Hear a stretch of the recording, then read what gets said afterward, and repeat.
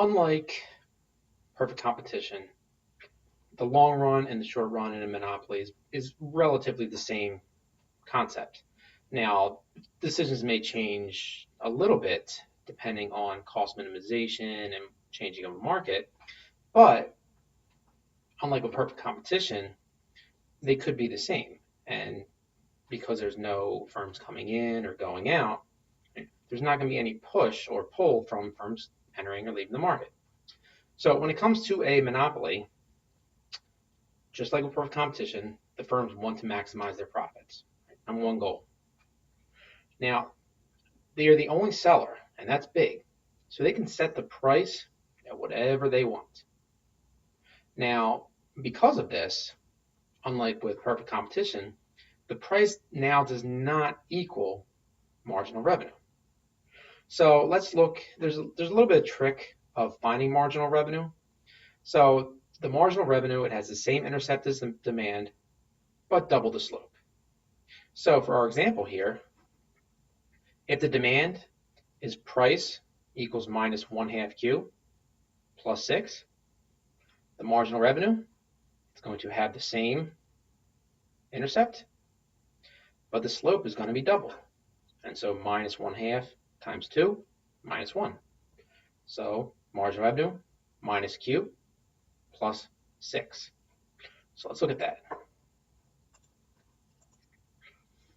So again, we have the demand price equals minus 1/2 plus 6, which we said the marginal revenue then is minus Q plus 6. So now where does that come from? All right, is it something we make up? No, it's not. So just like with marginal cost, which is the change in total cost divided by change in output, right, change in TC divided by change in Q, the marginal revenue is the change in total revenue divided by the change in output. And so if we look at the total revenue curve here, okay, change in total revenue divided by change in output, and in terms of a line, change in Y over change in X. So it's the marginal revenue is the slope of the total revenue curve. Now, this is showing some calculus, which you don't need to know for this course or for these purposes, so I'll just illustrate that. So your total revenue is going to equal price times quantity. And so your price, well, the price is going to be determined by the demand. So the price is P equals minus 1/2 Q plus 6. So we have minus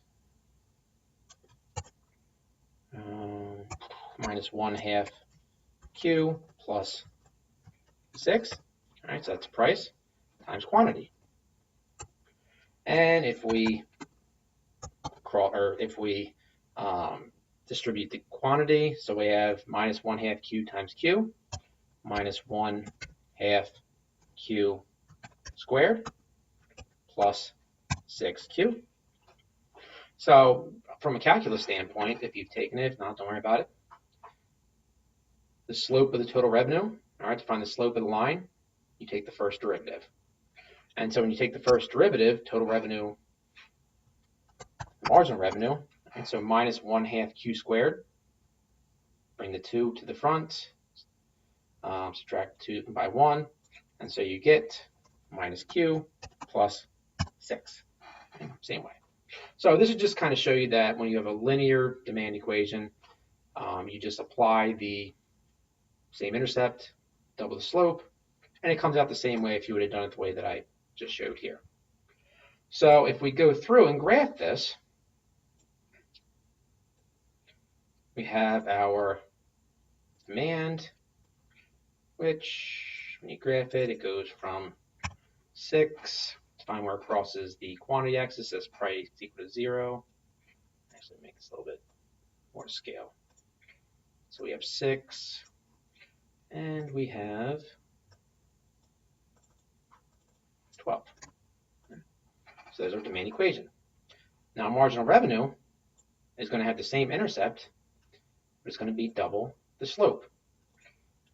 Okay, so here's our marginal revenue. This here.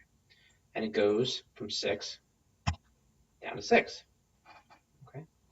Now, if you remember when we looked back at elasticity, we were showing that the point where your total revenue is maximized is at the midpoint of the demand. And so we said the midpoint quantity is halfway between 0 and where it crosses the x-intercept, the quantity intercept. And so halfway between 6 and 12, or sorry, between 0 and 12 is 6. So this is just kind of bring that all together, because this is showing you then when marginal revenue is positive, that means that total revenue is going up. Right? Change in revenue over change in output. So as long as marginal revenue is positive, as you're producing these units up to 6, your total revenue is going up. Okay? But the other part, and so that's going to keep happening until we get to this point here, which is where it crosses 6. If you go any further, it's going to be negative. And so when you continue to expand output, your total revenue is going to be going down because the marginal revenue is negative. So this just kind of brings all that together.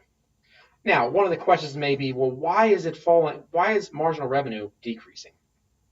Whereas with the perfect competition, it stayed the same.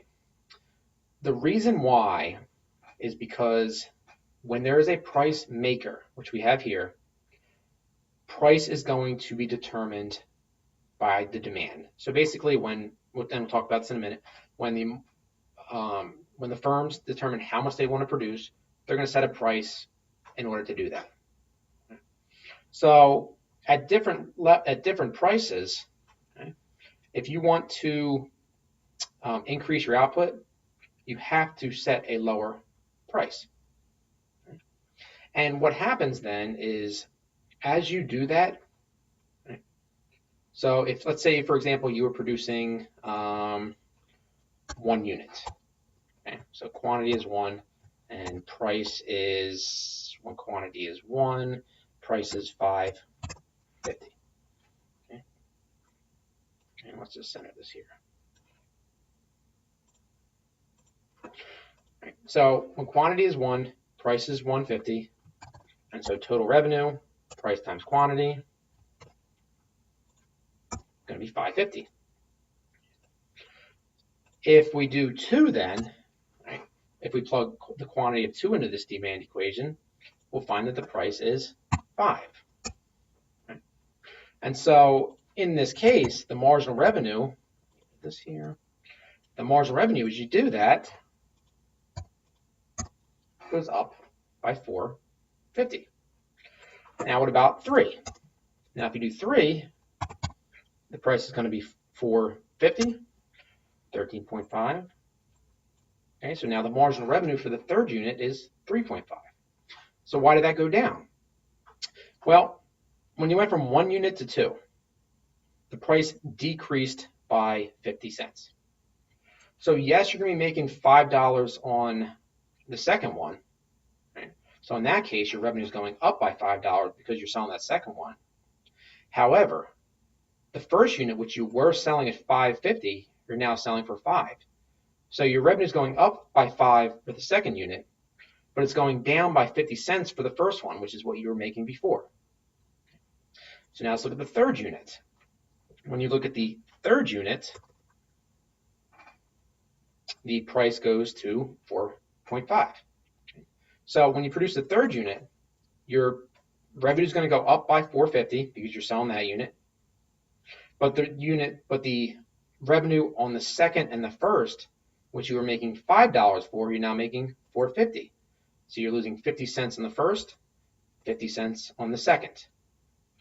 So the third is going to bring you in $4.50 more, but you're going to lose $1 total, 50 cents on each of the first 2 units. And the reason why the marginal revenue is going to keep declining is because as those quantities get higher and higher, you're going to lose more and more money on those previous units. Okay. So for example, let's say again 4. So these are all leading to decreases of 50 cents in the price. Now, in this case, with the fourth one, right, unlike the third one where you're making $4.50 for it, you're only making $4 for the fourth one. And now, and that includes the previous 3 units, which are now losing 50 cents on all of them. So again, as the demand goes up, the amount of revenue you're getting from the new unit is getting smaller and smaller, plus you're losing money on more and more of the previous units. So for all these reasons, this is why the marginal revenue is decreasing.